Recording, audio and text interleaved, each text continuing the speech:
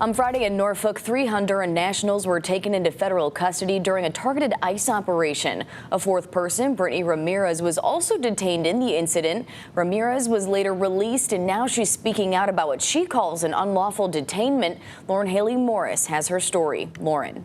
Yeah, Madison, Ramirez says her husband was among the 3 people taken into federal custody Friday in Norfolk. When she received the news, she rushed to action to retrieve his car. When Ramirez arrived to the scene, she was detained by ICE enforcement, even after telling agents she was a U.S. citizen. She's now looking for answers about why she was detained, while also working to get her husband released from federal custody.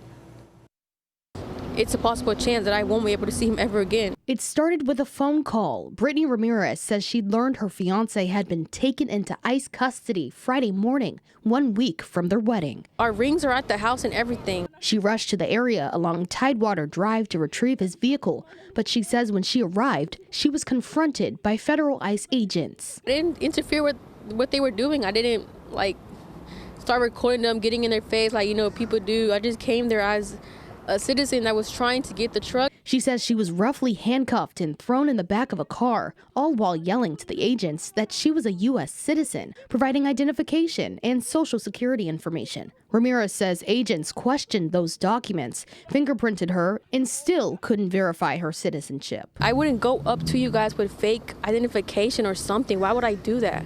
And she wasn't alone. Ramirez was with her 4-year-old sister, who saw the arrest and was left unattended.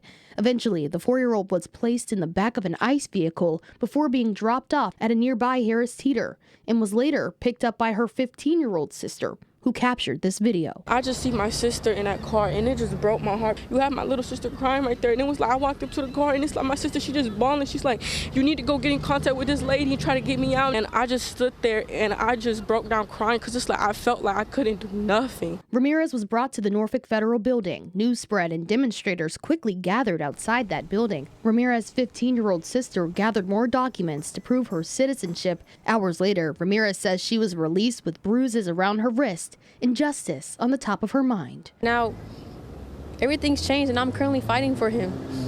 Using all of our savings now to get him out of there.